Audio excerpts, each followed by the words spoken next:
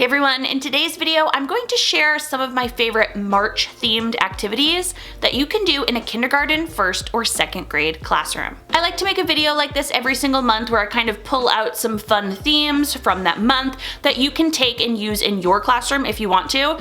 In fact, I have a bunch of them in this seasonal and holiday ideas playlist. So if you want to go ahead and look through that and pull out some other ideas for other months, check it out after this video. If you've seen my videos before, then welcome back. And in case you are new here, my name is Susan Jones.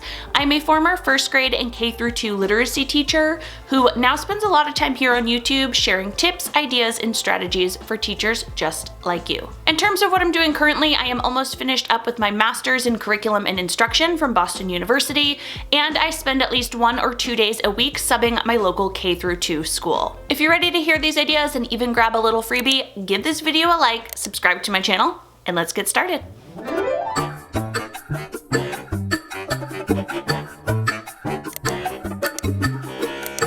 Some bigger themes for March include number 1, St. Patrick's Day, and I've actually already made 2 videos about St. Patrick's Day. They look like this, where I share some books I love, some free activities, and a bunch of other goodies. So that is in my seasonal and holiday playlist that I just talked about earlier.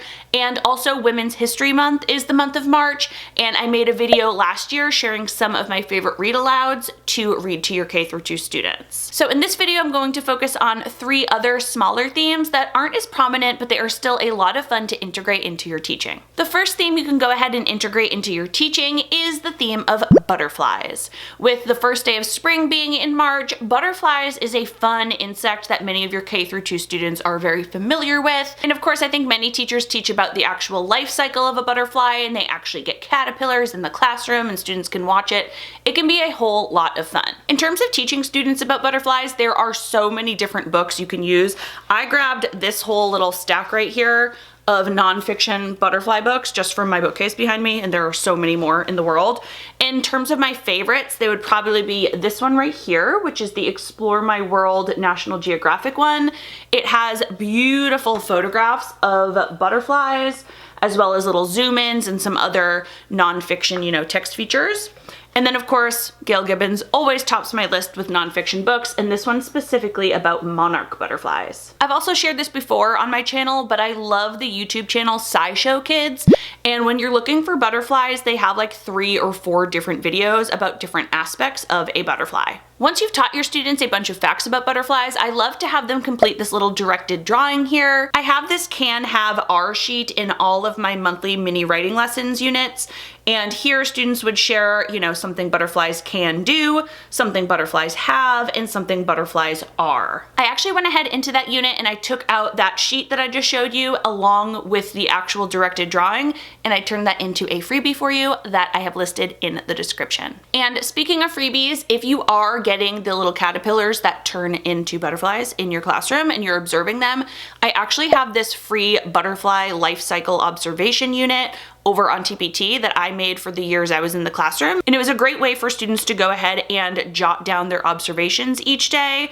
There are a bunch of little pages like important words that students learned. They can draw the life cycle of a butterfly. And then each observation page has a little picture box, and they can write the date and write down some things that they notice when you ask them to observe the butterflies. So I'll go ahead and link that down in the description as well. All right, theme number 2 that is a lot of fun for March is basketball. With the big college tournament and March Madness happening in March, this can be a fun time to teach your students about the sport of basketball. Now, you can definitely do this in a nonfiction way and teach students about the game itself, but I actually like to do this in a couple different ways. So first, you can have a book bracket. I know many different teachers do this in their classroom, but teaching students what a bracket is and how they use it during March Madness, and then kind of intertwining it with reading week and focusing on reading, you can do a bunch of read-alouds in your classroom and even go through some of the read-alouds you've already read this year. You can print out little book covers of them and have students decide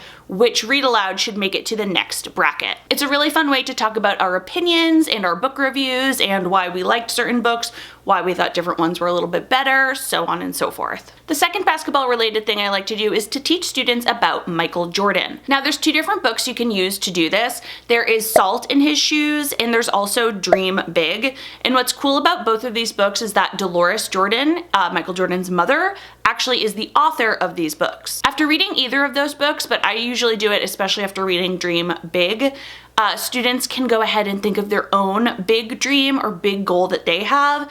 And then I really like to focus on determination and perseverance, because in both of the books that I just shared, it talks about Michael Jordan's journey and how difficult it actually is to become, you know, an Olympic basketball player, the best basketball player of all time.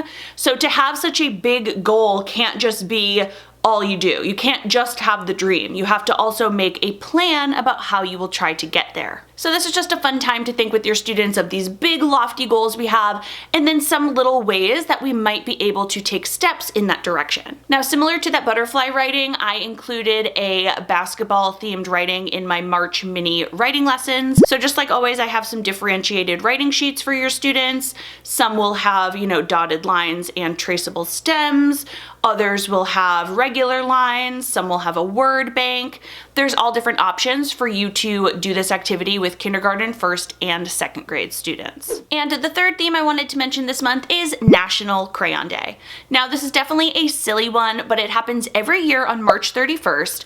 And if you are a K-2 teacher or work with kids, you know, around the ages 5 to 8, then the crayon is probably a pretty prominent tool in your classroom. So while I wouldn't spend a full day talking about crayons, it can be a fun little morning message activity or a little writing activity that you do with your students, teaching them about the invention of the crayon and having them kind of explore their creativity with coloring. Now, I love Oliver Jeffers' books about the crayons. The Day the Crayons Quit is one of my favorites, but I also found another book when I was kind of looking into this holiday that I ended up ordering for myself. It's not here yet, so I went to the library, and it is called The Crayon Man. Now, this book is actually the true story of the invention of the Crayola crayons, and it's about the man who invented it. And it's really cool because students will get to see kind of what it was like before crayons, where students and even adults were, you know, writing with grays, like pencils. Everything was kind of a charcoal color. And then they were able to invent the crayon, and so many more colors were brought to life. Now, I did find this at my local library, so you can probably find a copy at yours as well. If not, I will link it to Amazon, and I believe there are a couple different read-alouds of it on YouTube if you want to have your students enjoy this book. After having read this book or another crayon-based book, I would definitely give my students an open-ended kind of creativity time where they will get some blank pieces of paper, a bunch of different crayons, and I would probably put 10-15 minutes on the clock and just let them create. They can color and illustrate their own picture, and then at the end, if you want them to, they can go ahead and label it. They can share what they made with a friend. They can write a little story about what they made, but really it's just a fun time for them to express their creativity and their love of using crayons. So there are 3 creative and fun kind of ideas and activities that you can insert into your teaching this month just to make things a little bit more fun for your kids. As always, everything I mentioned in this video will be linked in the description below. Make sure you click that little arrow if you're on mobile so you can see all the links. I'll go ahead and put down any books that I talk about, any of the free activities, any of the paid activities, and any other videos that I kind of reference. I usually do that in every video, so if there's ever something you don't see down there that I referenced, please leave me a comment and I will find it and get you the link for it. As always, I do hope you enjoyed this video. If you did, please give it a thumbs up so I know. Make sure you are subscribed to my channel and click that bell. That way you're notified of every new video. See you in the next one. Bye.